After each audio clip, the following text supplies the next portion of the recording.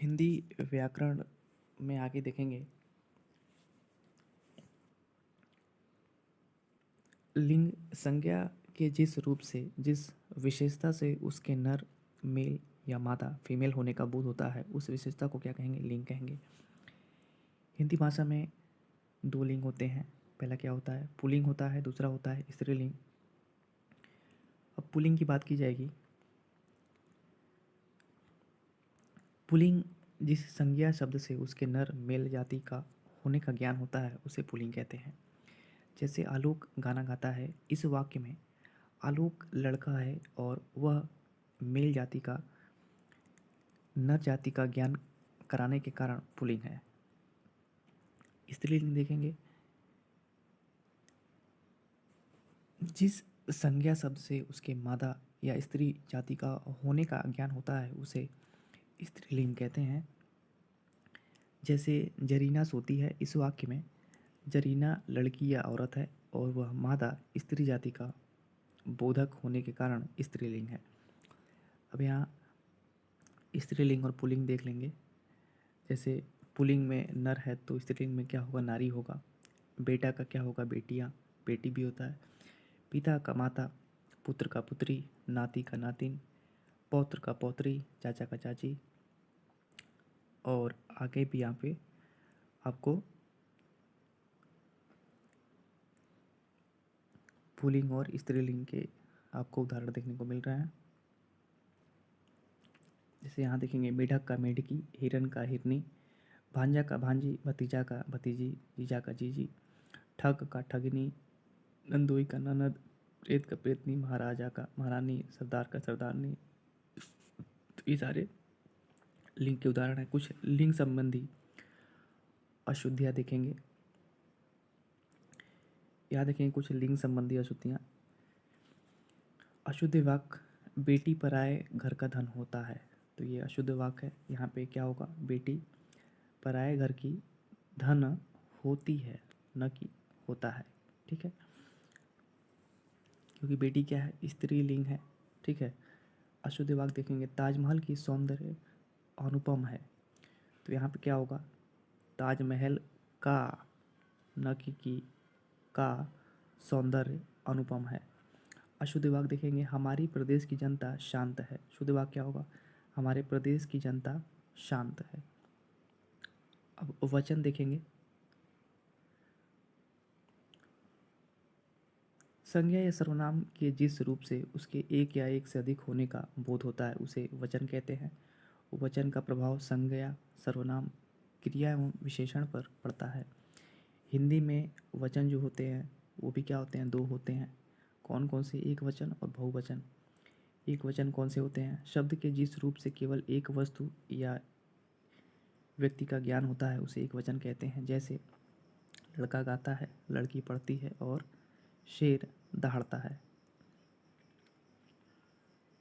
आगे देखेंगे, इन तीनों वाक्यों में लड़का है, लड़की और शेर क्या है? एक वचन में प्रयुक्त हुए हैं।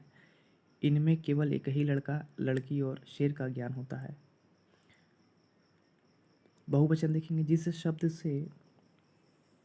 शब्द के जिस रूप से एक से अधिक वस्तु का ज्ञान होता है, उसे क्या कहेंगे? बहुवचन कहेंगे। जैसे लड़के गाते हैं, लड़कियां गाती हैं, शेर दहाड़ते हैं। यहाँ पर लड़के, लड़कियां और शेर बहुवचन में प्रयुक्त हुए हैं। इनमें से एक से अधिक का ज्ञान होता है।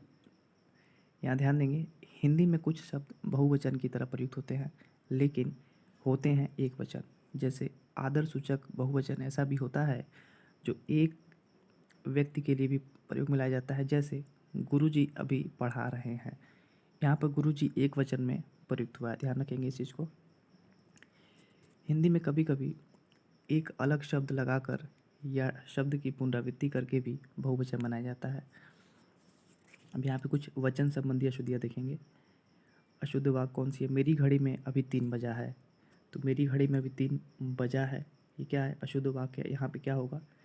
मेरी घड़ी में अभी 3 बजे हैं। क्या होगा? शुद्ध वाक्य, मेरी घड़ी में अभी 3 बजे हैं। ठीक है। आगे देखेंगे अशुद्ध वाक्य, उसकी आंखों से आंसू बह रहा था। शुद्ध वाक्य में क्या होगा, उसकी आंखों से आंसू बह रहे थे, क्योंकि क्या है ये बहुवचन में जा रहे हैं, ठीक है। अशुद्ध वाक्य देखेंगे, हमारा संपर्क अनेक व्यक्तियों से नित्य होता है। तो इसका शुद्ध वाक्य क्या होगा, ये हमारा संपर्क अनेक व्यक्तियों से नित्य होता है, न कि अनेकों होगा, ठीक है। अशुद्ध वाक्य देखेंगे, मैंने गुरु का दर्शन किया। शुद्ध वाक्य क्या होगा, मैंने गुरु के दर्शन किए, न कि का की जगह क्या होगा के, ठीक है, तो इसको ध्यान रखिएगा। अब आगे देखेंगे कारक के बारे में। कारक क्या होते हैं, संज्ञा या सर्वनाम का क्रिया विशेषण आदि के साथ संबंध निर्धारित करने वाले तत्व को कारक कहते हैं, तथा संबंध स्थापित करने वाले शब्दांश या शब्द को कारक चिन्ह या परसर्ग कहते हैं। जैसे शिक्षक ने विद्यार्थी को उसकी कॉपी में 70 अंक दिए। इस वाक्य में ने, को, में कारक का चिन्ह है, इसे ध्यान रखेंगे। तथा ये शिक्षक और विद्यार्थी, शिक्षक और कॉपी, शिक्षक और अंक, तथा शिक्षक और दिए गए क्रिया के संबंध को दर्शाते हैं। अब यहाँ देखेंगे, काफ़ी इंपॉर्टेंट है ये, कि हिंदी में कारक कितने होते हैं, तो 8 होते हैं। कितने होते हैं, 8 होते हैं। यहाँ देखेंगे पहला कर्ता।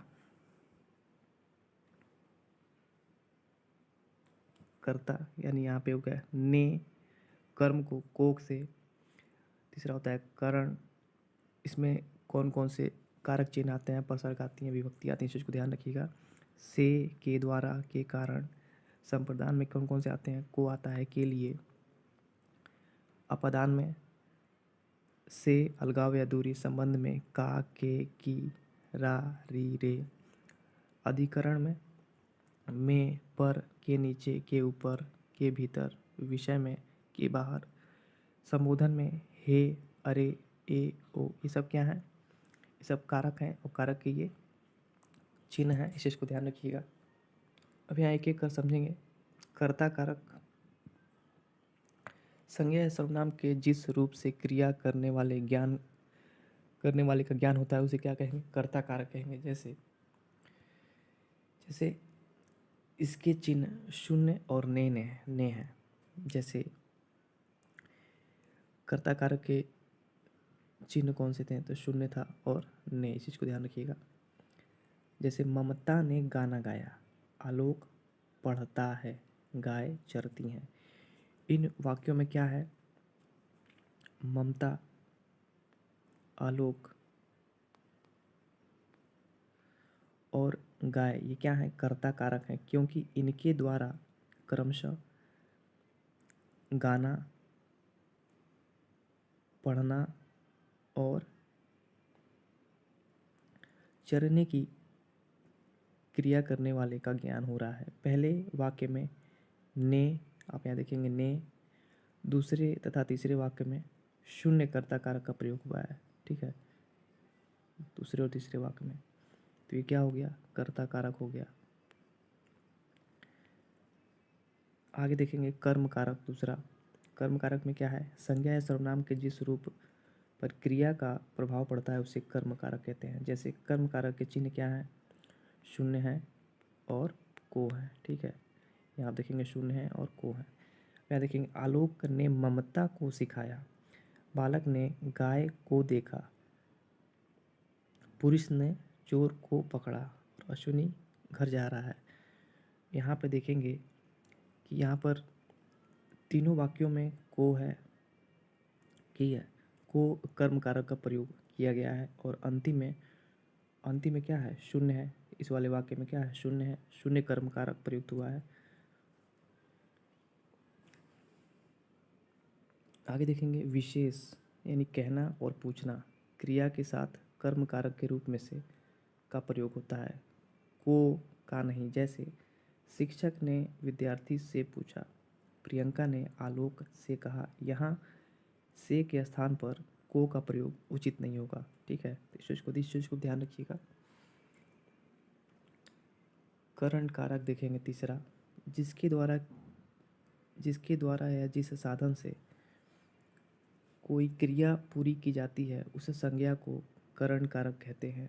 इस कारक के चिन्ह से के द्वारा और के लिए है। जैसे राम ने कलम से पत्र लिखा, पत्र को लड़के के द्वारा भेजा गया। अध्यापक पत्र पत्र अध्यापक के लिए लिखा गया था। यहाँ क्या है, यहाँ कलम से, लड़के के द्वारा और अध्यापक के लिए, क्या है ये करण कारक है, इस चीज़ को ध्यान रखेंगे आप। संप्रदान कारक की बात करेंगे। चौथा, जिसके लिए कोई क्रिया की जाती है या कुछ दिया जाता है वहाँ संप्रदान कारक होता है। इसका कारक चिन्ह या प्रसर के लिए है। इसमें कभी कभी को भी प्रयोग किया जाता है, किंतु तब उसका अर्थ के लिए होता है। जैसे दीपक अजय के लिए पुस्तक खरीदता है। बच्चे खेलने के लिए पार्क गए हैं। सेंटा क्लॉज लोगों को उपहार देता है। राजा ने निर्धनों को कंबल दिए। इन तीनों वाक्यों में क्या है, अजय के लिए, खेलने के लिए और लोगों को संप्रदान कारक है। आगे देखेंगे अपदान कारक। अपदान का अर्थ होता है अलग होना। जिस संज्ञा या सर्वनाम से किसी वस्तु के अलग होने का ज्ञान होता है या अलगाव का बोध होता है उसे क्या कहेंगे, अपदान कारक कहा जाता है। करण कारक की तरह अपदान कारक का चिन्ह क्या है, से है, परंतु करण कारक में यह जहाँ सहायता के अर्थ में प्रयुक्त होता है वहीं अपदान कारक में यह अलग होने के अर्थ में प्रयुक्त होता है। जैसे पेड़ से फल गिरता है, हिमालय से सिंधु नदी निकलती है। इन दोनों वाक्यों में क्या है, पेड़ से और हिमालय से क्रमशः फल तथा नदी के अलग होने का प्रकट होता है। अतः अपदान कारक के उदाहरण कौन कौन से हैं, पेड़ से और हिमालय से, इसको ध्यान रखिएगा। संबंध कारक देखेंगे। छठा, संज्ञा या सर्वनाम के जिस रूप से एक वस्तु का संबंध दूसरी वस्तु से ज्ञात होता है उसे संबंध कारक कहते हैं। जैसे इसके कारक चिन्ह ध्यान रखेंगे, का, की, के, रा, री, रे हैं। जैसे आलोक का घर पहाड़ी पर है, पूर्णिमा की किताब डेस्क पर है, पक्षियों के घोंसले पेड़ पर हैं। उपयुक्त वाक्यों में संबंध कारक क्रिया से भिन्न शब्द घर है, डेस्क है, घोंसले हैं से संबंध को व्यक्त कर रहे हैं। ठीक है, चलिए आगे देखेंगे। सातवां,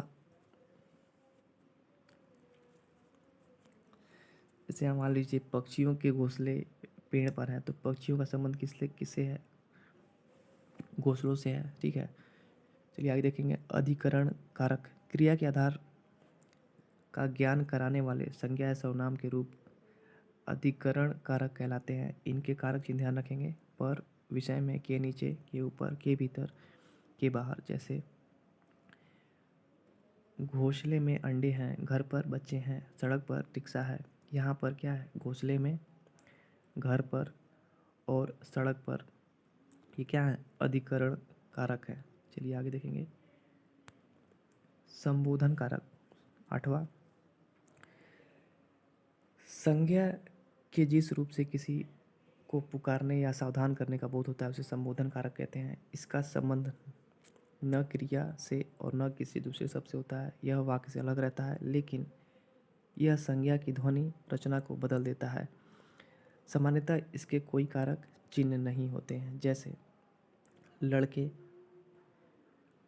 लड़के, लड़का, भाइयों, भाई, बच्चों, बच्चे, खबरदार, सावधान,